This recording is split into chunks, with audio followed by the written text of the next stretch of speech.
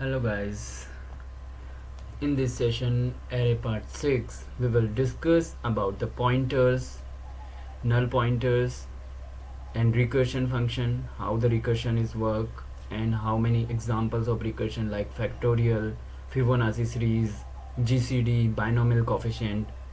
So let's start with pointers.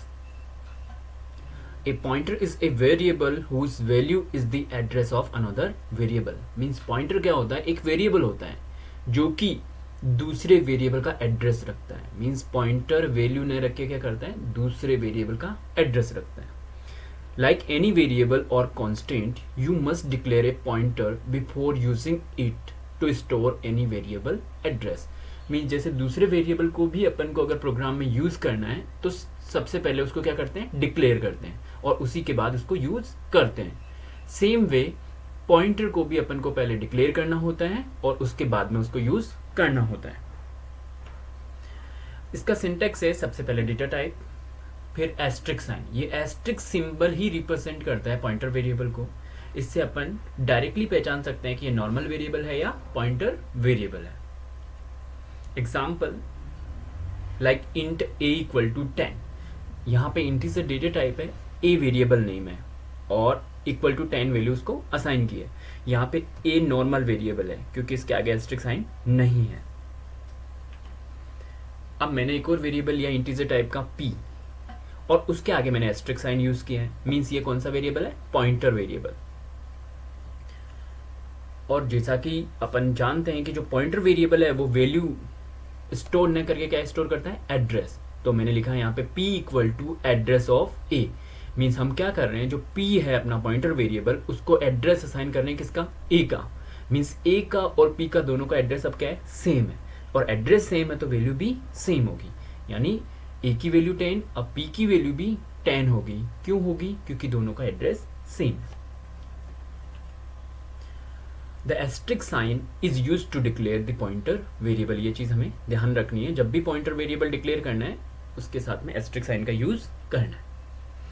Other examples में like int asterisk IP.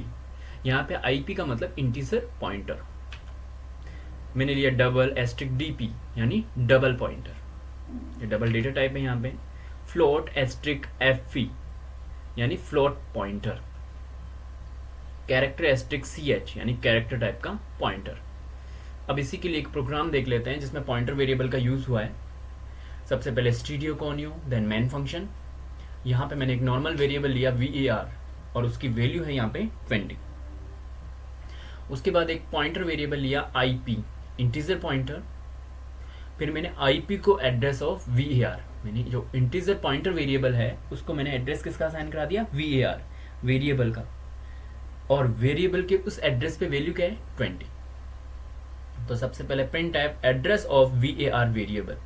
यहाँ पे अपन क्या कर रहे हैं, जो अपना VAR वेरिएबल है उसका एड्रेस प्रिंट करा रहे हैं. और एड्रेस प्रिंट कराने के लिए अपन ने यहाँ पे क्या लिया, %x. इंटीजर के लिए %d. सेम वे अगर अपन को किसका एड्रेस प्रिंट कराना है तो %x.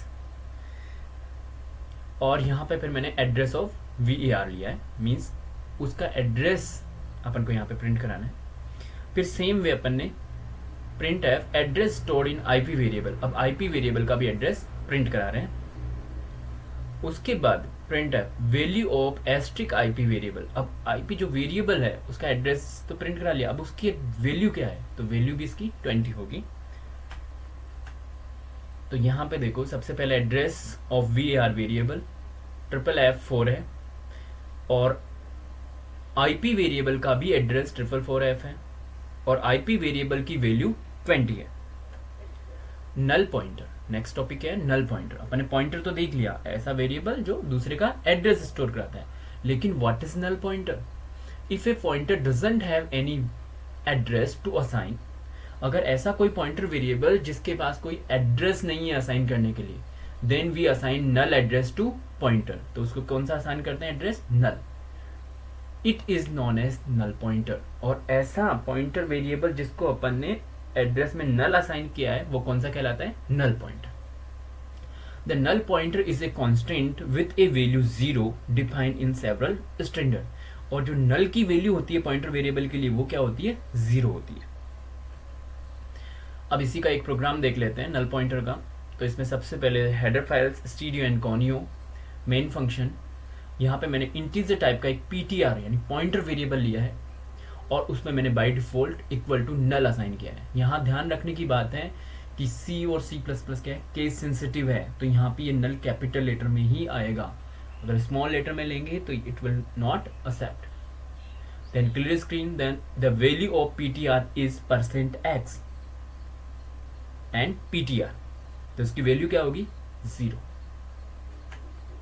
अब इसका आउटपुट देखते हैं, the value of PTR is 0। ये नल पॉइंटर हो गया। नेक्स्ट है रिकर्सन इन सी, कि क्या होता है recursion. Recursion is the process of repeating item in self similar way in programming language. कि रिकर्सन क्या है, एक ऐसा प्रोसेस है जिसमें सिमिलर टाइप के प्रोसेस को रिपीट करते हैं, और कब तक करते हैं, जब तक कंडीशन सेटिस्फाई ना हो जाए। If a function call itself again and again until condition become false or we can say satisfied, means ऐसा फंक्शन जो अपने आप को ही बार बार कॉल करे, कब तक करे, जब तक कंडीशन सेटिस्फाई नहीं हो जाए। Then it is known as recursive function. ऐसा फंक्शन जो अपने आप को बार बार कॉल करे, ऐसे फंक्शन को कौन सा फंक्शन बोलते हैं, रिकर्सिव फंक्शन। और this process known as recursion, और ऐसा प्रोसेस क्या कहलाता है, रिकर्शन। अब इसमें इसका सिंटेक्स देख लेते हैं। लाइक सबसे पहले मैंने यहाँ पे void recurse एक फंक्शन लिया है और उस फंक्शन के अंदर ही मैंने रिकर्स को फंक्शन को वापस कॉल कर लिया है। फिर मैंने यहाँ पे मेन फंक्शन लिया है और मेन फंक्शन में भी मैंने रिकर्शन फंक्शन को कॉल किया है। तो यहाँ पे समझने वाली बात यह है कि सबसे पहले अपना मेन फंक्शन से प्रोग्राम एग्जीक्यूट होगा, फिर जैसे ही रिकर्सिव फंक्शन पे फंक्शन कॉल पे आएगा तो कंट्रोल फंक्शन की डेफिनेशन ऊपर रिकर्स में जाएगा, और डेफिनेशन में जैसे ही वो डेफिनेशन को रीड करेगा अगेन उसी डेफिनेशन में इसको वापस से अपने आप को कॉल करना है, यानी रिकर्शन फंक्शन को फिर से कॉल कर रहे हैं। और ये कब तक कॉल होगा, जब तक कंडीशन सेटिस्फाई ना हो जाए, और ये है रिकर्शन। अब है कि रिकर्शन की क्या क्या कंडीशन है। Following are the condition of recursive function. सबसे पहली condition, every function must have base criteria, means हर एक रिकर्सिव फंक्शन का कोई ना कोई बेस क्राइटेरिया टर्मिनेशन कंडीशन होनी चाहिए। अगर टर्मिनेशन कंडीशन नहीं होगी तो रिकर्शन फंक्शन इनफिनाइट लूप तक चलेगा। तो अपन को कहीं ना कहीं तो फंक्शन को रोकना है, तो जहां रोकना है वो क्या कहलाएगी, उसकी बेस क्राइटेरिया और termination condition. And for what it should not call to itself, means base criteria या टर्मिनेशन कंडीशन वो है जिसके लिए वो अपने आप को कॉल नहीं करेगा, फिर वहां जाके स्टॉप हो जाएगा कॉलिंग करना। सेकेंड है, whenever a function is calling to itself it must be closer to base criteria. जैसे जैसे एक फंक्शन रिकर्सिव फंक्शन अपने आप को कॉल करता रहता है वो धीरे धीरे बेस क्राइटेरिया यानी टर्मिनेशन कंडीशन की तरफ बढ़ता रहता है। Following are some example of recursion. कौन कौन से एग्जांपल है, लाइक फिबोनाची सीरीज रिकर्शन का एग्जांपल है। बाइनोमियल कोएफिशिएंट, फिबोनाची सीरीज में क्या होता है, अपन क्या करते हैं, फिबोनाची सीरीज में नंबर्स प्रिंट करते हैं, like 0 1 1 2 then 3 then 5 and so on. Binomial coefficient में दो वैल्यू होती है, एक ए की वैल्यू, एक आर की वैल्यू, एन की और आर की वैल्यू। एन की वैल्यू हमेशा ग्रेटर देन आर होनी चाहिए। एग्जांपल लाइक अगर अपन ने एन की वैल्यू 4 ली, आर की वैल्यू 2 ली, तो अपना बाइनोमियल कोएफिशिएंट 6 आएगा। नेक्स्ट है जीसीडी। यहाँ जीसीडी का मतलब है ग्रेटेस्ट कॉमन डिविजर और फैक्टोरियल ऑफ ए नंबर, यानी ये फैक्टोरियल निकालना। अगर मुझे 5 का फैक्टोरियल निकालना है तो फैक्टोरियल कैसे निकलेगा, 5 अपने जितनी भी प्रीवियस संख्या है अप टू 1 सबसे मल्टीप्लाई होगा, like 5 into 4 into 3 into 2 into 1, यानी 5 का फैक्टोरियल कितना हो जाएगा 120। अब बात करते हैं फिबोनाची सीरीज की।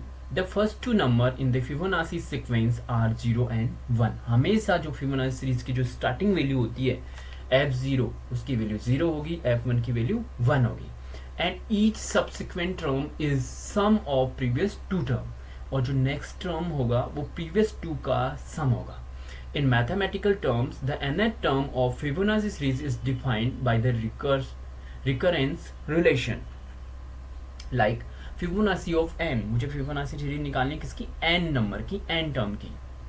तो nth term of Fibonacci series formula होगा Fibonacci of n equal to Fibonacci of n minus one यानी previous one, plus Fibonacci of n minus two यानी उससे भी प्रीवियस वन की वैल्यू को निकालेगा। लाइक अगर एग्जांपल करूं, मुझे n की वैल्यू मेरी 10 है, तो 10 का जो फिबोनाची नंबर वो कैसे आएगा, जो 9 पे जो वैल्यू है और 8 पे जो वैल्यू है उसका सम। यहाँ पे जैसे 0 की 0, 1 की 1, अगर मुझे 3 की वैल्यू निकालनी है तो f2 पे जो वैल्यू है उसको प्लस करो f1 की वैल्यू के साथ। इट मीन्स यहाँ पे f2 पे अपनी वैल्यू 1 है। नेक्स्ट है C program to print Fibonacci series using recursion. अपन को रिकर्सन फंक्शन के थ्रू फिबोनाची सीरीज को प्रिंट करना है। तो सबसे पहले हेडर फाइल std और कॉनियो, देन यहाँ पे मैंने लिखा है इंट फिबोनाची इंट टर्म और सेमीकोलन। ये क्या होता है, ये फंक्शन का प्रोटोटाइप होता है। प्रोटोटाइप ये बताता है कि फंक्शन का रिटर्न टाइप क्या है, फंक्शन का नेम क्या है और फंक्शन में कितने और किस प्रकार के आर्गुमेंट पास होंगे। फिर मेन फंक्शन में मैंने इंटीजर टाइप का एक टर्म्स वेरिएबल लिया है और काउंटर वेरिएबल लिया है।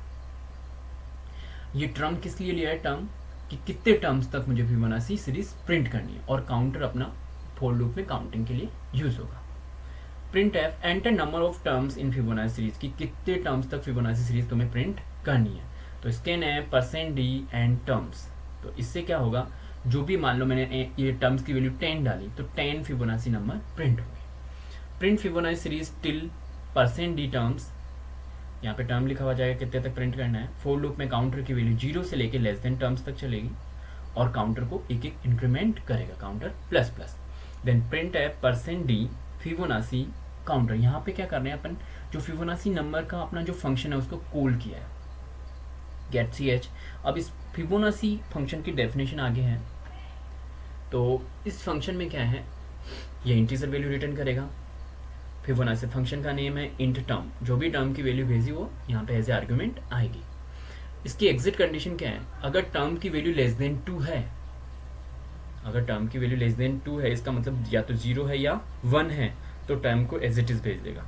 मीन्स अगर 0 टर्म है तो उसका वैल्यू भी 0 होगा, 1 है तो उसका वैल्यू भी 1 होगा। लेकिन लेस देन 2 नहीं है, मीन्स एल्स पार्ट, तो रिटर्न करेगा फिबोनाची। मतलब यहाँ पे फंक्शन को रिकर्शनली कॉल कर रहे हैं, यानी फिबोनाची फंक्शन के अंदर अगेन फिबोनाची फंक्शन को कॉल किया जा रहा है, जिसमें टर्म की वैल्यू, जो भी टर्म की वैल्यू उससे -1, 10 है तो 9, प्लस फिबोनाची टर्म -2 यानी 10 है तो 8, यानी फिबोनाची 9 नंबर प्लस 8 नंबर की जो वैल्यू है वो फिबोनाची 10 के लिए रिटर्न हो जाएगी। अब जैसे इसका एक्सप्लेनेशन देख लेते हैं। फिबोनाची सीरीज के लिए अपन फिबोनाची को f माना है, f0 की वैल्यू हमेशा 0, f1 की वैल्यू 1 रहेगी। फंक्शन होगा n नंबर के लिए fn-1 प्लस fn-2। इसका एग्जांपल लाइक अगर मुझे f2 की वैल्यू निकालनी है तो f1 की वैल्यू प्लस f0 की वैल्यू होगी। तो f1 की वैल्यू अपनी क्या है 1 और f0 की वैल्यू क्या है 0, तो 1 प्लस 0 करेंगे तो क्या आएगा 1 आएगा f2 की वैल्यू। अब इसका आउटपुट देख लेते हैं। यहाँ पे enter number of terms in Fibonacci series, मैंने यहाँ पे 10 एंटर किया है। Then Fibonacci series till 10th terms की फिबोनाची सीरीज 10 टर्म तक क्या होगी। तो सबसे पहले यहाँ पे 0, 1, 1, 2, 3, 5, 8, 13, 21 और 34 है। अब इसको थोड़ा सा देख लेते हैं। लाइक पहले स्टार्टिंग के दो नंबर 0 और 1 रहेगा, उससे नेक्स्ट नंबर है 1, 1 कैसे आया 0 प्लस 1 यानी 1, उससे नेक्स्ट कैसे आया प्रीवियस 2 यानी 1 प्लस 1 2, फिर 2 प्लस 1 3 और फिर 3 plus 5 8, then 5 plus 8 13, then 13 plus 8 21, then 21 plus 13 34। ऐसे करके अपनी फिबोनाची सीरीज प्रिंट होगी। अब है C program to calculate binomial coefficient using recursion, कि कैसे बाइनोमियल कोफिशिएंट अपन यूज करेंगे। तो उसके लिए अपन ने क्या किया, सबसे पहले हेडर फाइल std और कॉनियो। यहाँ पे बाइनोमियल कोफिशिएंट में भी अपन क्या यूज करेंगे, फैक्टोरियल फंक्शन। तो मैंने सबसे पहले इसमें फैक्टोरियल फंक्शन का प्रोटोटाइप इंट फैक्ट इंट, यानी इंटीजर मेरा रिटर्न टाइप है, फैक्ट मेरा फंक्शन का नेम है और इंटीजर उसका आर्ग्यूमेंट होगा। मेन फंक्शन में मैंने integer N R comma F, N numbers है, आर भी एक वेरिएबल लिए है और एफ उसका रिजल्टेंट वैल्यू को स्टोर कराने के लिए लिया है। यहाँ पे मैंने क्लियर स्क्रीन प्रीवियस आउटपुट को क्लियर करने के लिए लिया है। Then printf enter value for N and R, मुझे दो वैल्यू इनपुट करनी है, एक तो एन की और एक आर की, तो मैंने स्कैनएफ फंक्शन से एन और आर की वैल्यू को स्टोर करवा लिया। उसके बाद if N less than R, अगर एन है उसकी वैल्यू लेस देन आर है तो इस केस में क्या होगा, इनवैलिड इनपुट, मीन्स अपना बाइनोमियल कोएफिशिएंट कैलकुलेट नहीं होगा। Otherwise F equal to fact of N divide by fact of N minus R multiply by fact of R. Then यहाँ पे है printf binomial coefficient percent D, और F की जो value आएगी वो यहाँ पे प्रिंट हो जाएगी। अब इसी का एक्सप्लेनेशन, बाइनोमियल कोएफिशिएंट एन की वैल्यू मैंने यहाँ पे 4 ली है, आर की वैल्यू 2 ली है, और देख जैसा कि एन की वैल्यू ज़्यादा है आर से तो इनवैलिड इनपुट नहीं है, मीन्स अपना बाइनोमियल कोएफिशिएंट कैलकुलेट होगा यूजिंग फैक्टोरियल फंक्शन। तो उसका फॉर्मूला है fact of N divide by fact of N minus R multiply fact of R. F equal to fact divide by fact of 4 minus 2 multiply fact of 2। तो यहाँ पे क्या है, सबसे पहले फैक्टोरियल 4 आएगा, 4 की वैल्यू 4 इंटू 3 इंटू 2 इंटू 1 हो जाएगी, और उसके डिवाइड में फैक्ट ऑफ 4 माइनस 2 यानी 2 का फैक्टोरियल इंटू 2 का फैक्टोरियल, तो 2 का factorial 2 into 1 then into 2 into 1। तो यहाँ पे जो फैक्टोरियल 4 है उसकी वैल्यू आ जाएगी 24, और उसके डिवाइड में 2 इंटू 2 यानी 4 आ जाएगा। तो 24 को अगर 4 से डिवाइड करेंगे तो वैल्यू क्या आएगी, 6। तो मीन्स यहाँ पे बाइनोमियल कोएफिशिएंट क्या आएगा, 6। अब यहाँ पे फैक्टोरियल 4 की वैल्यू बता रखी है 4 इंटू 3 इंटू 2 इंटू 1, फैक्टोरियल 2 की वैल्यू 2 इंटू 1 होगी।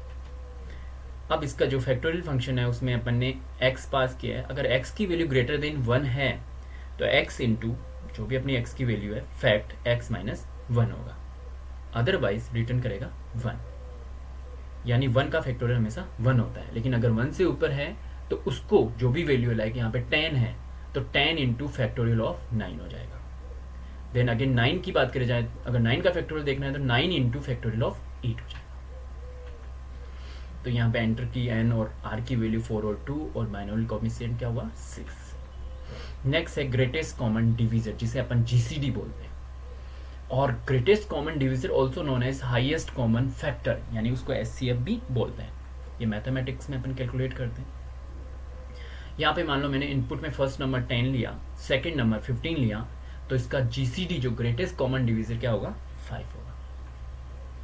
एक और एग्जांपल लेते हैं, लाइक मुझे SCF कैलकुलेट करना है, मेरी पहली वैल्यू 12 है और दूसरी वैल्यू 13 है, और उसका SCF 6 होगा। कैसे होगा, सबसे पहले फैक्टर्स निकाले मैंने 12 के। 12 के फैक्टर्स, 12 किस किस से डिवाइड होगा, 1 से हो सकता है, 2 से भी हो सकता है, 3 से भी, 4 से भी, 6 से भी, और 12 से भी हो सकता है। अब बात करें 30 के फैक्टोरियल की, 31 से हो सकते हैं, 2 से भी डिविजिबल है, 3 से भी है लेकिन 4 से नहीं है, 5 से है, 5 से डिविजिबल है, 6 से भी है, 10 से भी है, 15 से भी, और खुद से 30 से भी है। अगर अभी इनमें कॉमन वैल्यूज की बात की जाए तो 1 दोनों में कॉमन है, 2 भी कॉमन है, 3 भी कॉमन है, 4 नहीं है, 5 नहीं है, 6 कॉमन है, 12 10 नहीं है, 15 और 13 नहीं है। मीन्स ये कॉमन वैल्यू जो ग्रीन में दिखा रखी है वो सारी क्या है, कॉमन वैल्यूज है। और इन कॉमन वैल्यू में भी ग्रेटेस्ट कॉमन कौन है, 6। इसीलिए इसका जो SCF है या GCD है वो क्या होगा, 6 होगा। अब इसकी एल्गोरिथम देख लेते हैं। एल्गोरिथम में सबसे पहले begin, then function GCD A और B पास किया, अगर B की वैल्यू 0 है देन रिटर्न कर दिया A, एंड इफ स्टेप 4 उसमें मैंने लिखा return GCD B, A mod, यानी A का मॉड्यूलस B, और एंड इफ और एंड फंक्शन, और देन स्टेप 5 एंड। अब इसके प्रोग्राम की बात करते हैं। C program to find GCD oblique SCF of 2 numbers using recursion, कि रिकर्जन का यूज करके कैसे अपन GCD कैलकुलेट कर सकते हैं। Header file studio conio, देन मैंने फंक्शन प्रोटोटाइप लिया GCD का, जो कि इंटीजर टाइप की वैल्यू रिटर्न करेगा और 2 आर्ग्यूमेंट लेगा, int A और int B। फिर अपना मेन फंक्शन में मैंने नंबर 1, नंबर 2 और SCF लिया। नंबर 1, नंबर 2 मेरे 2 इनपुट वैल्यू होगी, SCF में मेरा रिजल्ट कैलकुलेट होगा। Then clear screen, previous output clear करने के लिए। Printf, enter any 2 number to find GCD, कि 2 नंबर एंटर करो जिनका अपन को GCD निकालना है। तो मैंने स्कैन है %d एंड num1 और num2 में 2 इनपुट वैल्यू स्टोर करवा दी। देन मैंने SCF equal to GCD num1 और num2 को पास कर दिया, मीन्स ये है फंक्शन कॉल। और इससे जो भी वैल्यू रिटर्न होगी वो प्रिंट टाइप में GCD of %d and %d equal to %d, यानी पहला %d num1 के लिए, दूसरा num2 के लिए और तीसरा रिजल्ट SCF के लिए। Then get ch। अब इस फंक्शन की डेफिनेशन देख लेते हैं GCD की, कि कैसे कैलकुलेट होगा। इंट GCD, इंट A और इंट B, 2 वैल्यू आएगी। अगर B की वैल्यू 0 है तो रिटर्न क्या कर दो A, otherwise return GCD B, A modulus B। अब इसका एक्सप्लेनेशन देखते हैं। लाइक मैंने A की वैल्यू 12 मानी, B की वैल्यू 30 मानी, और यहाँ पे देखा इफ B इक्वल टू 0 है, अगर B की वैल्यू क्या है 0 है, तो रिटर्न क्या कर दो A, मीन्स जो भी A की वैल्यू है। अगर यहाँ पे A की वैल्यू 12 और B की वैल्यू 0 होती तो अपना रिटर्न क्या कर देते, A की वैल्यू 12, लेकिन यहाँ पे A की वैल्यू 12 है और B की क्या है 30, यानी अपन किस में जाएंगे, एल्स पार्ट में। और एल्स पार्ट क्या बोलता है, GCD B, A modulus B। तो अपन सबसे पहले स्टार्टिंग वैल्यू देख लेते हैं। A की वैल्यू 12 है और B की वैल्यू 30, जो कि अपन को गिवन है। अब अपन GCD का लॉजिक अप्लाई करते हैं, like GCD B, A modulus B। तो अपनी जो A की वैल्यू है अब क्या हो जाएगी 30, क्योंकि अपन GCD में B पास कर रहे हैं A की जगह और B पास करेंगे A की जगह, तो B की वैल्यू क्या हो जाएगी A की वैल्यू, और A मॉड्यूलस B यानी 12 का मॉड्यूलस 30 निकालेंगे तो क्या बचेगा 12, जो B की जगह आ जाएगा। नेक्स्ट अगेन A की जो वैल्यू है वो क्या हो जाएगी, B की जो वैल्यू है क्या हो जाएगी A की वैल्यू, तो यहाँ 12 हो जाएगा, और B की वैल्यू क्या होगी 30 मॉड्यूलस 12, तो जो रिमाइंडर बचेगा वो क्या है 6, तो 6 हो जाएगा। नेक्स्ट है, अब यहाँ पे अपन ने नेक्स्ट A की वैल्यू 6, क्योंकि जो B की वैल्यू वो क्या बन जाती है यहाँ पे A की वैल्यू, तो यहाँ 6 हो गई। और B की वैल्यू कैलकुलेट करेंगे 12 का मॉड्यूलस 6, तो 2 टाइम्स आएगा और रिमाइंडर क्या बचेगा 0, यानी अब B की वैल्यू क्या हो चुकी है 0। और जब B की वैल्यू 0 हो जाती है तो रिटर्न किसको करते हैं A को, यानी 6 को। तो यहाँ हियर B की वैल्यू 0, so return A equal to 6 अपना आंसर है। क्या है GCD या SCF बोल सकते हो।